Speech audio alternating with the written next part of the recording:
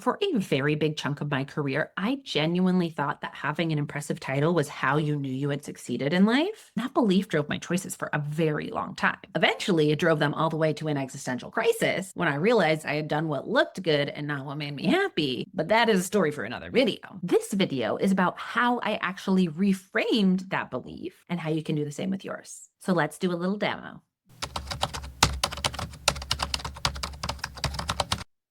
Hi, I'm Chris. I'm a career and mindset coach. And for the last 9 years, I've worked with driven, capable people who look successful on the outside and yet feel stuck, burned out, and unfulfilled on the inside. And in the last couple of videos, we introduced this idea of beliefs beneath behaviors, how to spot those limiting beliefs, and why affirmations don't work when it comes to unraveling them. But today is the fun part I promised, which is the live demo, where I go through and show you what reframing a belief actually looks like. And I will use myself as a guinea pig because I am nothing if not gracious. The belief we're going to be talking about today is the tricky one. It's that an impressive, prestigious role is the measure of success. And let me start by saying that when we're talking about the belief that we need to reframe, these unhealthy beliefs do not sound like unhealthy beliefs in our head. I never thought to myself, I have to be impressive to be successful. I just did actions that kind of showed that that was what I thought. So I climbed the ladder without asking whether it was the ladder I wanted to be on. And I stayed in the job because it was good and I didn't want to ask questions. And that's so often how this looks for people. It can look like measuring yourself against people you went to school with, or constantly telling yourself, oh, I just need to get one more level and then things can slow down. All of those things can be outward manifestations of this belief, but this is the one we're using for our example today.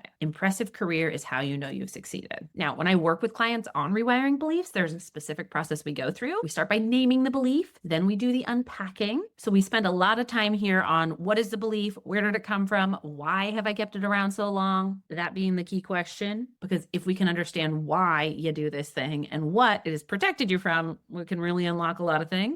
Only after we've done that do we start building our reframes and adding proof. Because if we do not do the foundational work of actually unraveling the belief first, the reframe that's not rooted in why you do the thing in the first place, never going to stick. Then it just becomes that affirmation we talked about. So today I'm going to walk you through all of it using myself as an example. So for me, this belief came from years of being praised for achievement, but also it came from society. It came from how I heard friends and family talk about people and their careers, what they deemed as successful, and what they kind of talked about out of the corner of their mouth. Like, oh, did you hear what Bev's daughter's doing? All of those little pieces formed judgments in my brain about what makes a good job and what makes a not good job. And so that seed was planted early on, but then it was watered by all of these achievements that I had, the gold stars, the promotions, every little accolade that gave me the warm, fuzzy feeling. And then I could tell people and watch them be proud of me. Each of those things compounded in my brain to say, hey, this is success. This is how you know you've made it. And this is how you stay safe and stable and all of the good things. Now, obviously, when we talk about the harm of believing this, the list is pretty easy to come up with, but at its core, it drove me into something that was impressive versus something that made me happy, and it did not feel good. 0 out of 10 would not recommend. The benefit is what tells us why we kept the belief around. And to me, that is the interesting part. That is the key that unlocks this whole thing. Because ultimately, I kept this belief because it worked. It did get me those outward measures of success, but it also gave me a very clear definition of what success was. There were black and white rules in my head. So I was able to say, this is success,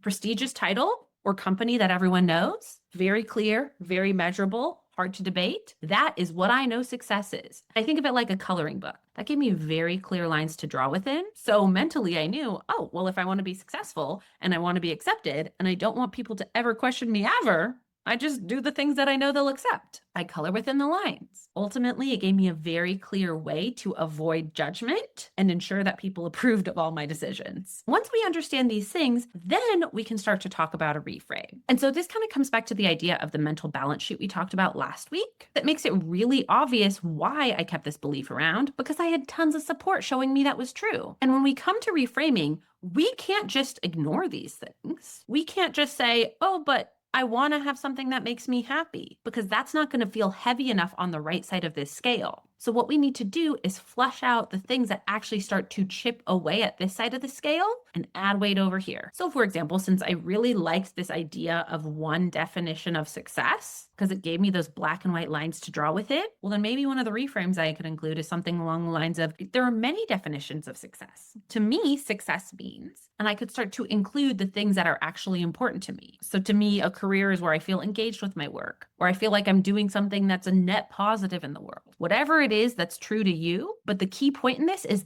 there are many different definitions of success, because that kind of chips away at that success equals one clear thing. It is completely objective, no subjectivity at all. So that would be a helpful reframe. If it's something that I believe in my core, I buy it. Maybe another reframe that I need to remind myself is something about this judgment piece. And it's not, I don't care what people think about me, because that would feel untrue. It has to be something that's just stretchy enough. So maybe it's, I can't control other people's opinions of me even if I wanted to. I always think about the quote, not even everyone likes tacos. But like, true, there is no world where we can be universally beloved as hard as I try. And that's something that we should consider here. So maybe something that kind of stretches us away from that impressive is how I never get judged. Is this like, I can't control other people's opinions of me?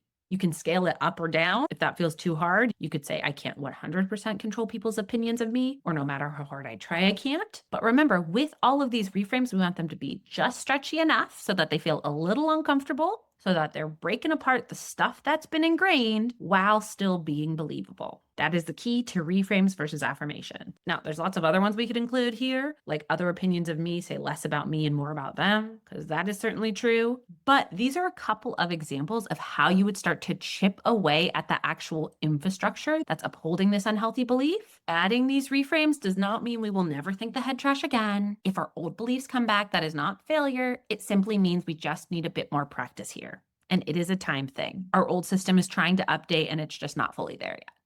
So consider it to be a sign that this work is actually working and it's just stretching you. And the more that we start to practice those and read those to ourselves and start to add proof over time, the more we will start to see this belief weaken, the more we will start to see this belief change little by little, which is all we want.